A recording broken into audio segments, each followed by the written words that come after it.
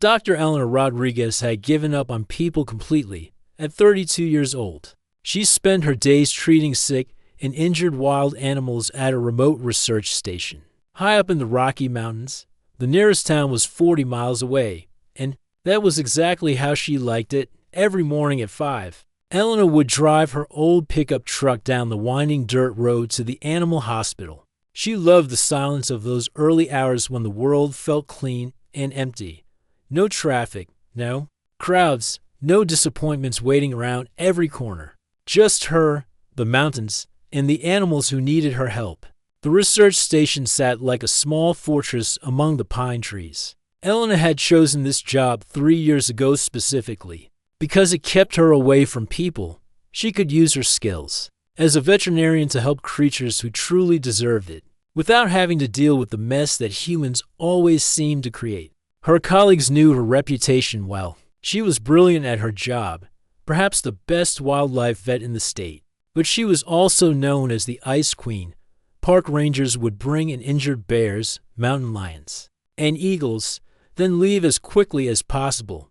Eleanor barely looked at them, never made small talk, and certainly never smiled. She would take the animal, nod once, and disappear into the treatment room.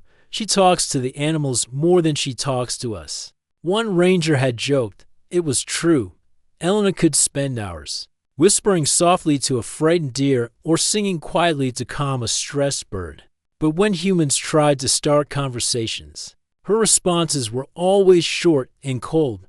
The truth was, Eleanor hadn't always been this way. 5 years earlier, she had been a completely different person.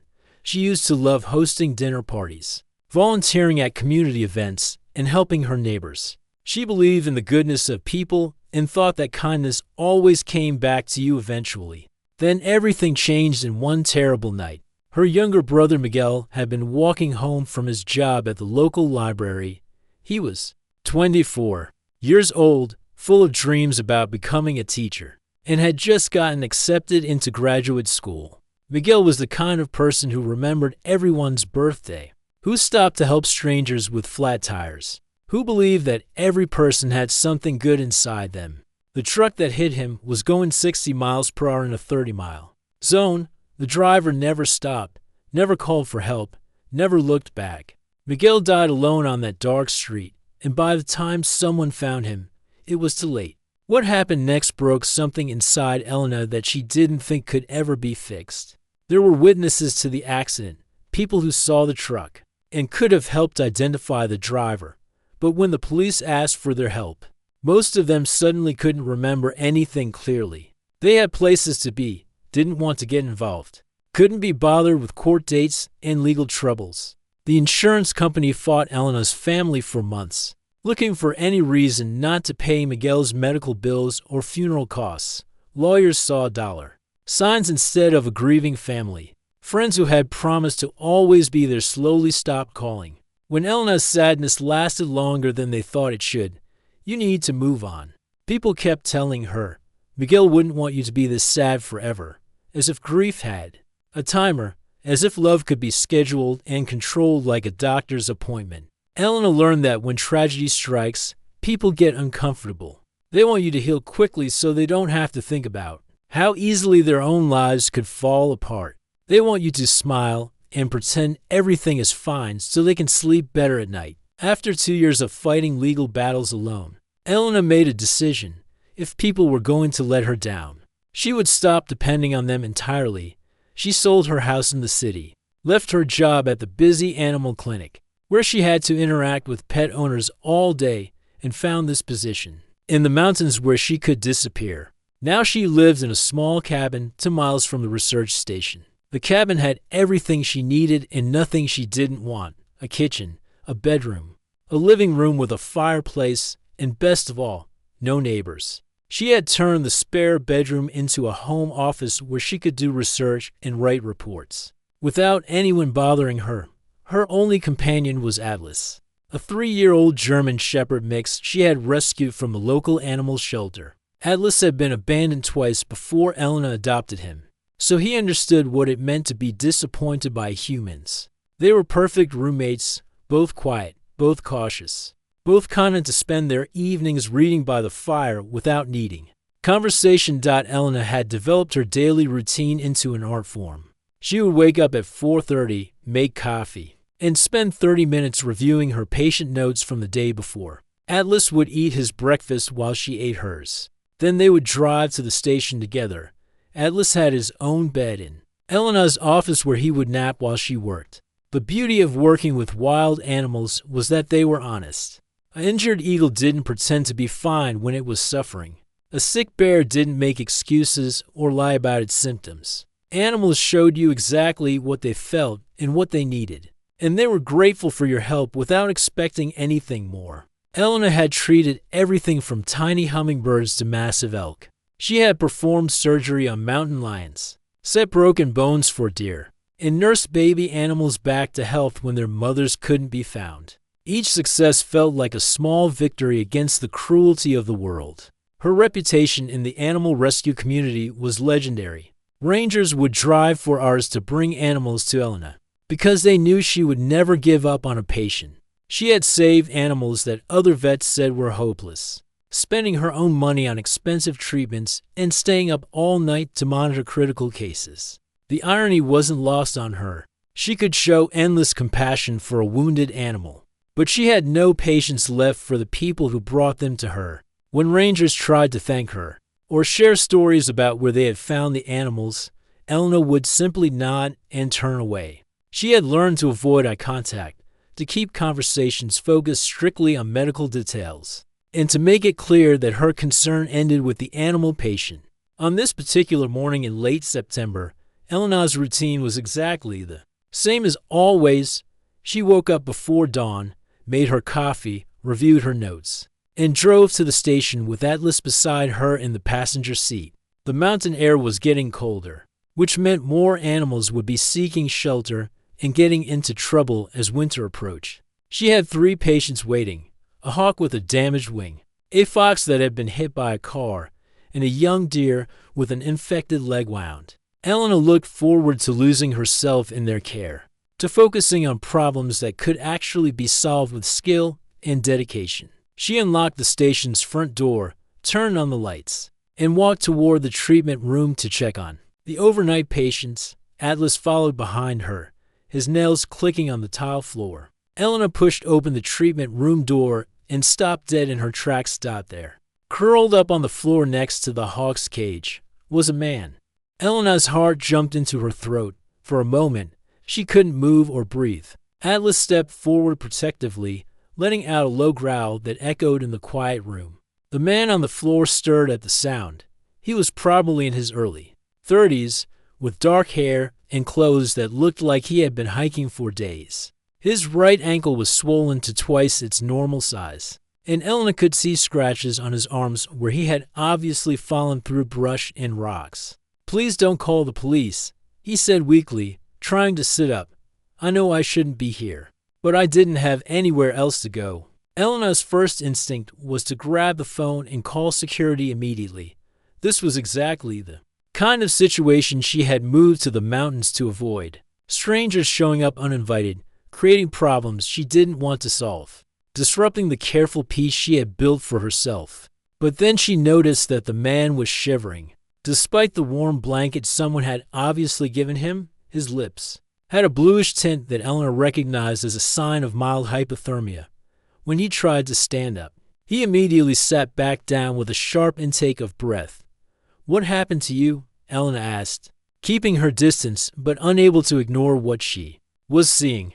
"I was hiking the North Trail yesterday when that storm hit," he explained. "I've been camping up here for 3 days, but I wasn't prepared for weather that bad.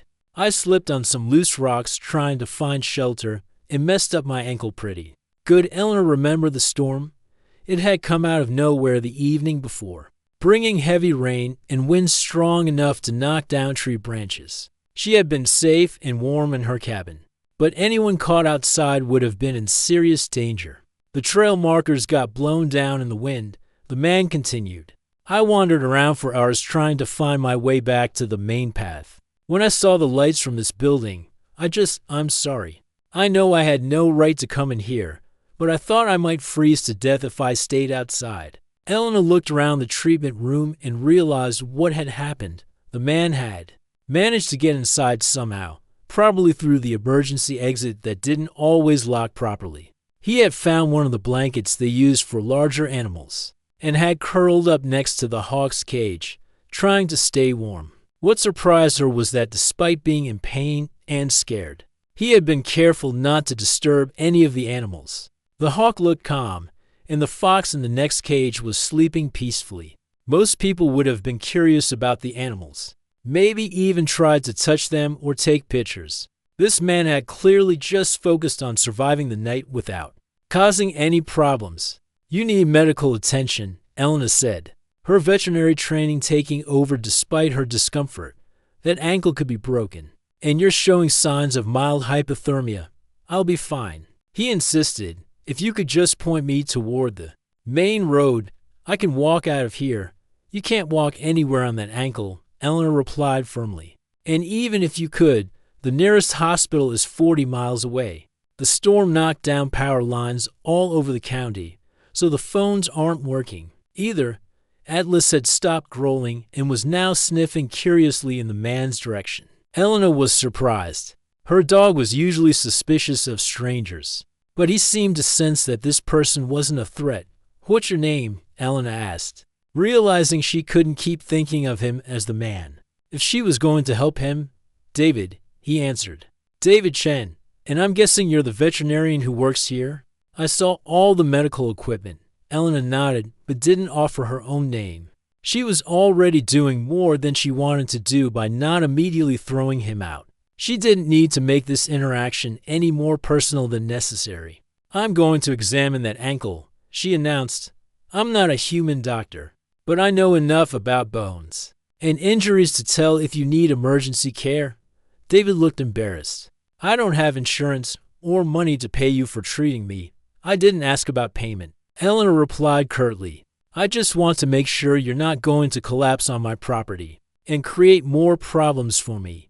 That wasn't entirely true, but Elena wasn't ready to admit that some part of her actually felt concerned about this stranger's well-being. She had spent so long avoiding human contact that she had forgotten how automatic her instinct to help injured creatures could be, even when those creatures happened to be people. She gathered some basic medical supplies and approached David carefully. Atlas followed her, as if he wanted to supervise the examination. Elena knelt down and gently examined David's swollen ankle, checking for signs of a fracture. "It's sprained, not broken," she concluded after a few minutes. "But it's a bad sprain. You need to stay off it for at least 3 days, and you need to keep it elevated and iced." 3 days? David looked panicked. "I can't stay here for 3 days. You obviously don't want me here, and I don't want to cause you any trouble. You should have thought about that before you decided to go hiking alone in the mountains without proper gear," Elena said sharply. But even as she spoke, she was calculating logistics in her head. The storm had made the roads dangerous, the phones were down, and David clearly couldn't walk 40 miles on a badly sprained ankle. "Look," she continued, "I'm not happy about this situation, but I'm not going to let you walk out of here and end up as a news story about another hiker who died of exposure. There's a small staff room with a couch where you can stay until the roads are clear, and you can arrange for someone to pick you up." David looked surprised by her offer. "Are you?" "Sure. I promise I won't get in your way. I can help with whatever you need around here to earn my keep." "I don't need help," Elena said quickly. "I work alone, and I like it that way. Just stay out of my way. Rest that ankle and leave as soon as you're able to travel safely." But as Elena went back to checking on her animal patients, she found herself glancing over at David more than she wanted to admit. He was sitting quietly, not asking questions or trying to make conversation. When the hawk shifted restlessly in its cage, David noticed and quietly moved his blanket so the bird would have a clearer view of the room. "You know about birds?" Elena asked despite herself. "A little," David replied. "I volunteer at an animal shelter back home. Well, I used to before I lost my job 6 months ago. That's actually why I'm up here hiking, trying to figure out what to do next with my life." Elena felt an unwelcome stab of curiosity. She had successfully avoided learning personal details about people for 3 years, and she didn't want to start now. But something about David's quiet manner and obvious care for the animals made her want to know more about his story. She pushed the feeling away and focused on preparing breakfast for her patients. She had 3 days to get through with this unwanted house guest, and then her peaceful, solitary life could return to normal. 2 weeks had passed since David left, and Elena thought her life had returned to normal. She went back to her routine of early mornings, silent drives to the station, and long hours caring for animals who needed her help. But something felt different. Though she couldn't quite put her finger on what it was, the treatment rooms felt quieter than usual. Atlas seemed to be looking around for something or someone. Even the animals appeared restless, as if they sensed that their environment had changed somehow. Elena tried to ignore these thoughts and focus on her work. She had a busy week ahead with several new patients, including a young bear cub that had been found orphaned after its mother was killed by poachers. The cub would need round-the-clock care for the next few weeks. On Monday morning, Ellen arrived at the station to find something unexpected. David was sitting on the front steps, a large backpack beside him and a folder of papers in his hands. "What are you doing here?" Ellen asked, her voice sharper than she intended. She had been looking forward to never seeing him again, hadn't she? "I talked to Dr. Peterson, the station director," David explained, standing up carefully. His ankle was obviously much better, though he still favored it slightly. "The station is short-staffed for the busy season, and I convinced him to let me volunteer here in exchange for a place to stay." Elena felt her carefully built walls going up immediately. "I didn't ask for help, and I don't want help." "I know," David said calmly. "But Dr. Peterson mentioned that you've been working 16-hour days lately, and that's not sustainable. I'm not here to get in your way. I can handle basic maintenance, organize supplies, clean cages, whatever you need that doesn't require veterinary training.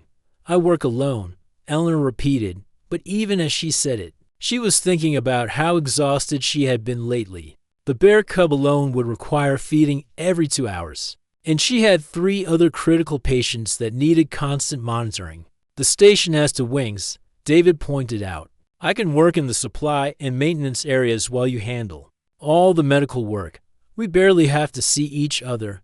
Elena wanted to say no. Every instinct told her to protect the sanctuary she had built for herself. But when she looked at David, she didn't see someone trying to force his way into her life. She saw someone who genuinely wanted to help, who understood that she needed space, and who wasn't asking for anything more than the chance to make himself useful. "Fine," she said finally, "but I have rules.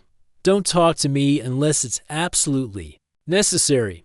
Don't rearrange anything without asking. And don't expect friendship or conversation just because we're working in the same building."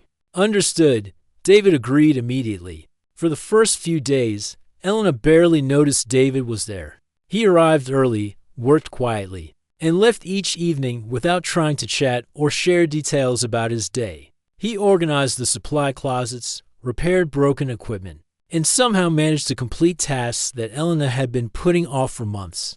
The real test came on Thursday when Elena was treating the bear cub. The little animal was sick with an infection and refused to eat.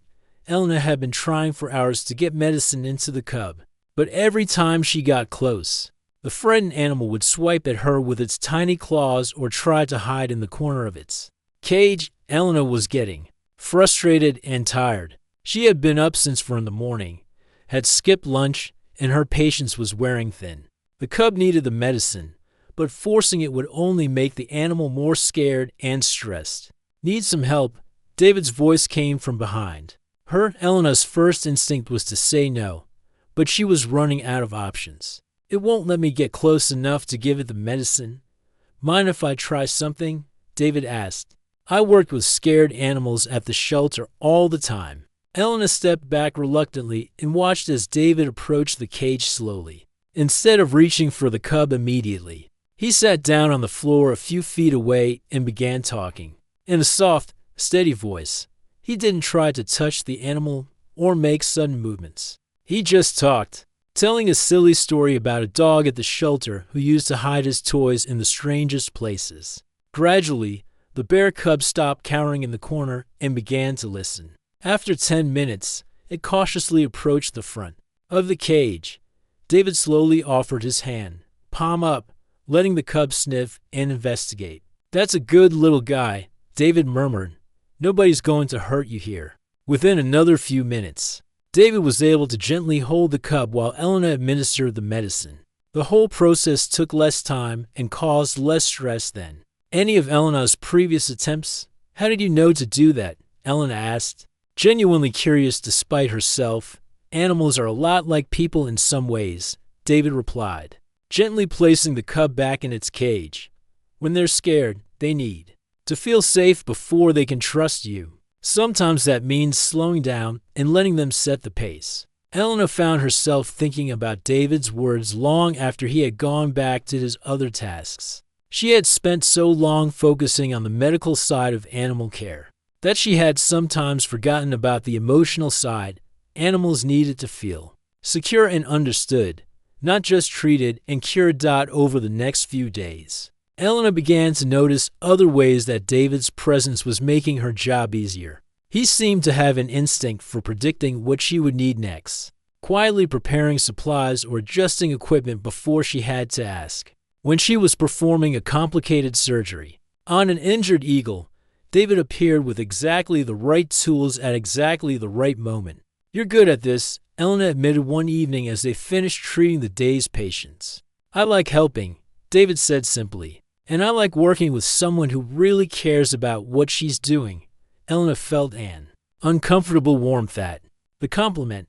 She wasn't used to having her work acknowledged, and she certainly wasn't used to working as part of a team. But she had to admit that having David around made everything run more smoothly. The breakthrough moment came the following week when Elena received an emergency call about a mountain lion that had been caught in an illegal trap. The animal was badly injured and extremely aggressive from pain and fear. Elena knew immediately that this would be one of the most dangerous and difficult cases she had ever handled. Mountain lions were not like the other animals she treated.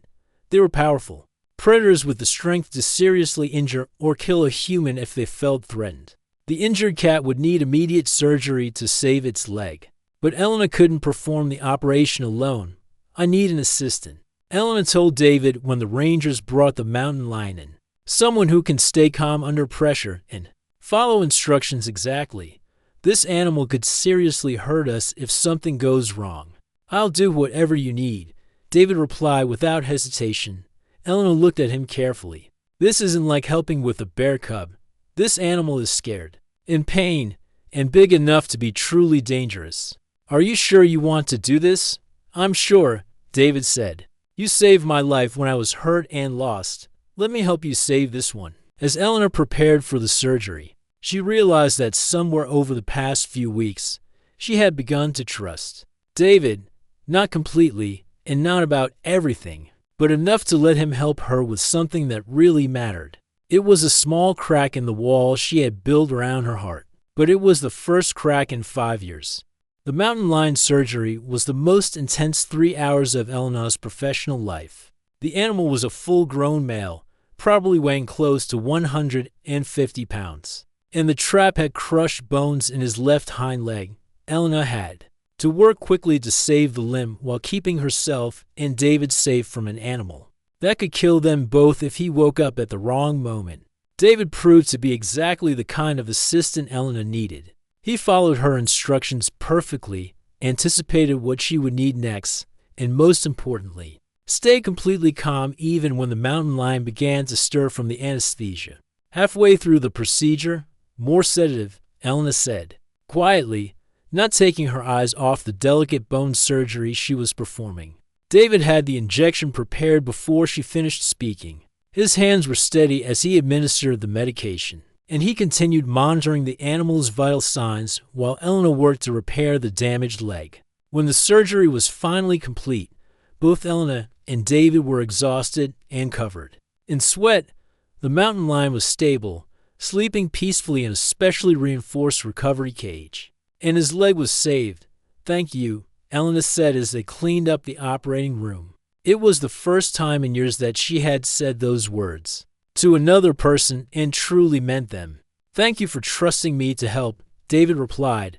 "I know that wasn't easy for you." Elena looked at him in surprise. Most people wouldn't have understood how difficult it was for her to accept help.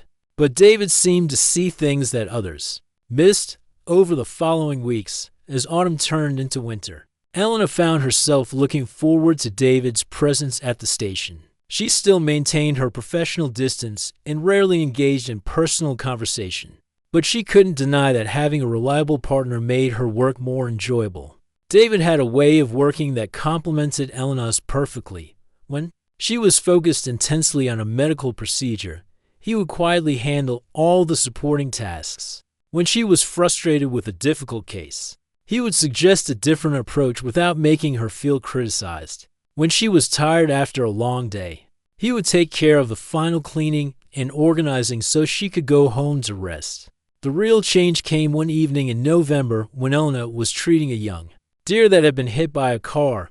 The animal had internal injuries that required careful surgery, but despite Elena's best efforts, the deer died on the operating table. Elena had lost patience before. It was an unavoidable part of working with wild animals who often came to her too late or too badly injured to save. She had learned to handle these losses professionally, to focus on the animals she could help rather than dwelling on the one she couldn't. But this time was different.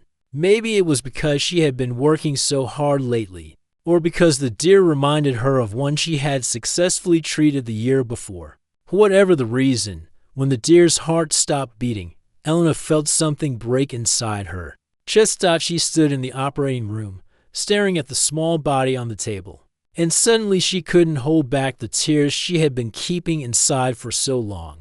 Not just tears for this deer, but for Miguel. For all the disappointments and losses and betrayals that had brought her to this lonely place in the mountains. Eleanor rarely cried. She had trained herself to push down emotions that felt too big or too dangerous. But tonight, standing in that quiet room with a patient she couldn't save, she finally let herself feel everything she had been avoiding. That's when David found her. He didn't say anything at first, just stood in the doorway and let her cry. When Elena finally looked up, embarrassed by her loss of control, David was holding 2 cups of hot coffee. "I'm sorry," Elena said, wiping her eyes. "This doesn't usually happen. I can handle losing patience. You don't have to apologize for caring," David said gently. "And you don't have to handle everything alone." They sat together in Elena's office, drinking coffee and watching Atlas sleep by the heater. For the first time in years, Elena found herself talking to another person about something that mattered to her. "I became a veterinarian because I wanted to fix things," she said. "I thought if I was good enough at my job, I could save every animal that came through those doors. But sometimes being good isn't enough." "I know that feeling," David replied. "I spent 12 years as a social worker, trying to help kids who were stuck in bad situations. I thought if I just worked hard enough, cared enough, fought the system long enough, I could save every child who needed help." Elena looked at him with new interest. She had known David used to work with people before coming to the mountains, but she had never asked for details. "What happened?" she asked. David was quiet for a moment, staring into his coffee cup. "I had a 15-year-old client named Alex. Brilliant kid, incredible artist, but his home life was terrible. I worked for 2 years to get him into a safe foster placement, fought with supervisors and lawyers and judges. Who didn't want to be bothered with one more difficult case? Did you succeed?"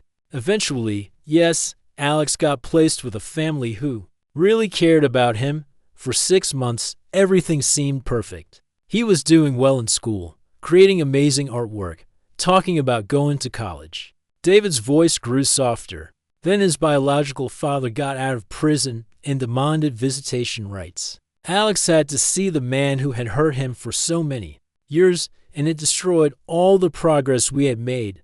Elena felt her chest tighten. "What happened to Alex?" "He ran away from the foster home and ended up living on the streets. I tried to find him, but he didn't want to be found. 3 months later, I got a call that he had overdosed in an abandoned building downtown. The pain in David's voice was unmistakable. Eleanor recognized it because she carried the same kind of pain about Miguel, about all the ways the system had failed when it mattered most. "I'm sorry," Eleanor said quietly. "For a long time, I thought Alex's death meant I had failed," David continued. "That all the work I had done, all the fighting and advocacy and sleepless nights, had been worthless because I couldn't save him in the end. But you don't think that anymore." David smiled sadly. "I learned something from the animals at the shelter where I volunteered. They don't hold grudges against people who hurt them. A dog that's been abandoned will still wag its tail if you show it kindness. They taught me that healing is always possible, even if it doesn't always last forever." Eleanor thought about David's words as they sat together in comfortable silence. She had spent so long focusing on the people who had let her down that she had forgotten about the ones who had tried to help. The nurse who had held her hand in the hospital while Miguel was dying.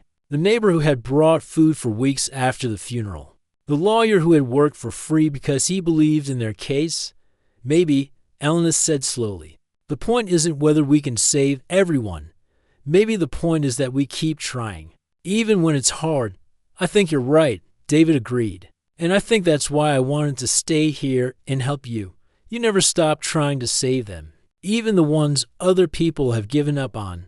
Eleanor felt something shift inside her chest. Like a door that had been locked for years was finally beginning to open. She wasn't ready to trust David completely. Wasn't ready to believe that he would never disappoint her the way other people had. But for the first time in 5 years, she was willing to consider the possibility that some humans might be worth the risk of caring about.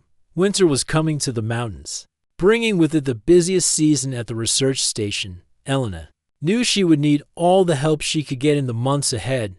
More importantly, she was beginning to think that maybe she didn't want to face those challenges entirely alone. Spring arrived early that year, bringing with it news that Eleanor had been dreading for 5 years. She was sitting in her office, reviewing treatment notes for a family of baby foxes, when her phone rang. The caller ID showed her lawyer's number. "Eleanor, I have news about Miguel's case," the lawyer said without preamble. "They found the driver who hit your brother.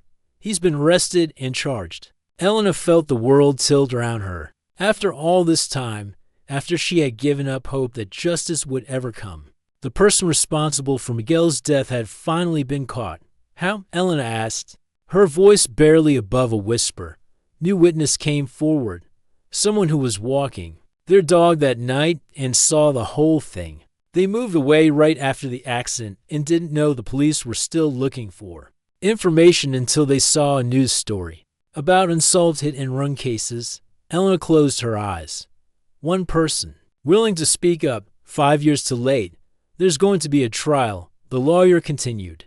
"The prosecutor wants you to testify, to give a victim impact statement about how Miguel's death affected you and your family." After hanging up the phone, Eleanor sat alone in her office for a long time. Atlas sensed her distress and came to rest, his head on her lap, offering the silent comfort that had gotten her through so many difficult days. Eleanor's first instinct was to refuse to testify. She had built a life far away from courtrooms and lawyers and painful memories. The thought of facing Miguel's killer, of reliving the worst night of her life in front of strangers, made her feel sick. But another part of her, a part that sounded like Miguel's voice, whispered that this was important, that other families shouldn't have to go through what hers had experienced. That silence in the face of injustice was just another form of giving up. Eleanor was still wrestling with these thoughts when David arrived for his evening shift. He took one look at her face and immediately asked what was wrong. "They found the person who killed my brother," Eleanor said simply. David sat down across from her desk, waiting for her to say more. "There's going to be a trial. They want me to testify." Eleanor's hands were shaking slightly as she spoke. "I don't know if I can do it. I don't know if I can go back to that world. Face all those lawyers and reporters and people who will judge whether my grief is appropriate or adequate." "What do you want to do?" David asked. "Run," Eleanor admitted. Hide up here in the mountains and pretend none of it ever happened. But, David prompted gently. Elena was quiet for several minutes, thinking about Miguel and the dreams he never got to fulfill. He had wanted to be a teacher, to help kids learn and grow and believe in themselves. He had been the kind of person who would have spoken up for someone else. Even if it was difficult, Miguel wouldn't want me to stay silent. Elena finally said, and maybe if this person goes to prison, some other family won't have to lose someone they love. That sounds like you've already made your decision, David observed. I'm scared, Elena confessed. I'm scared of falling apart in front of everyone. I'm scared of not being strong enough to get through it. David was quiet for a moment before responding. You're the strongest person I know, Elena. You survived losing your brother. You've built a life helping creatures that can't help themselves. And you've learned to trust again even after people let you down in the worst possible way. I don't feel strong, Elena said. Strong people never do, David replied. But you won't have to face this alone. I could come with you, if you want. I could sit in the courtroom and remind you that you have people who care about you. Elena looked at David in surprise. The offer was completely unexpected, and it touched something deep in her chest that she had thought was dead forever. Why would you do that? She asked. Because that's what people do for each other. David said simply, the good ones, anyway. 2 months later, Elena found herself sitting in a courtroom, 300 miles from her mountain sanctuary. The trial had been as difficult as she had feared, full of legal procedures she didn't understand and lawyers who seemed more interested in winning points than finding truth. But David had kept his promise. He sat in the back of the courtroom every day, a steady presence that reminded Elena she wasn't facing this alone. When she broke down while describing Miguel's dreams of becoming a teacher, David was there in the hallway afterward with tissues and a bottle of water. When the defendant's family accused her of seeking revenge rather than justice, David quietly stepped between them and Elena, his protective instinct as natural as breathing. On the witness stand, Elena found herself talking, not just about losing Miguel, but about learning to live with grief and loss. She spoke about how his death had changed her, about the years of anger and isolation that followed, and about the slow, difficult process of learning to trust and hope again. My brother believed that every person had something good inside them. Elena told the jury, he would want me to forgive the person who killed him, and maybe someday I will. But forgiveness doesn't mean pretending that actions don't have consequences. Miguel deserved better than to die alone on a dark street. Other families deserve better than to wonder if someone will be held responsible when their loved ones are taken from them.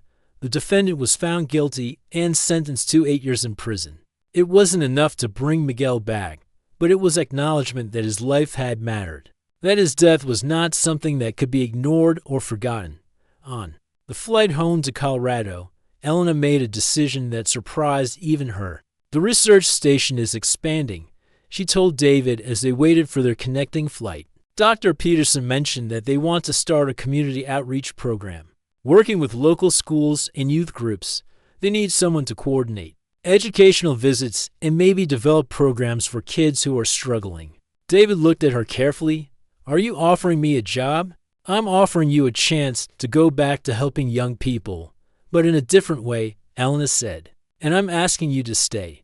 What about your rule about working alone? David asked with a small smile. Elena thought about everything that had changed over the past year. She had learned that isolation wasn't the same thing as safety, that avoiding pain also meant avoiding joy. David hadn't fixed her broken heart or made her forget her losses, but he had shown her that it was possible to remain open to love even after being hurt. I think I'm ready to try working with a partner, Elena said. 6 months later, Elena stood at the edge of the research station's main building, watching David lead a group of teenagers from the local community center on their first visit to see the animals. One of the kids, a 15-year-old who had been in trouble with the law several times, was completely captivated by the injured hawk Elena had been treating. She's beautiful, the teenager whispered, staring at the bird with wonder. Will she be able to fly again? We think so, Elena replied, moving to stand beside David. Her wing is healing well, and we should be able to release her back into the wild in another few weeks. That must feel amazing, the teenager said, to save something that was hurt and help it become strong again. Elena smiled, remembering when she had felt that same sense of wonder about healing and second chances. It does feel amazing, she agreed, but sometimes the most important healing happens slowly. Over time, sometimes you don't even realize you're getting better until someone shows you how far you've come. As the group moved on to visit the other animals, David caught Elena's eye and smiled. Atlas, now graying around the muzzle but still devoted, wagged his tail as he watched Elena laugh at something one of the kids said. Elena had learned that healing didn't mean forgetting the pain or pretending that loss didn't matter. It meant choosing to remain open to love and connection despite the risk of being hurt again. It meant trusting that some people were worth the vulnerability that came with caring about them. She still preferred the company of animals to most humans. She still valued her quiet mornings and peaceful evenings in the mountains. But she had also learned that the right person could expand her world without destroying the sanctuary she had built.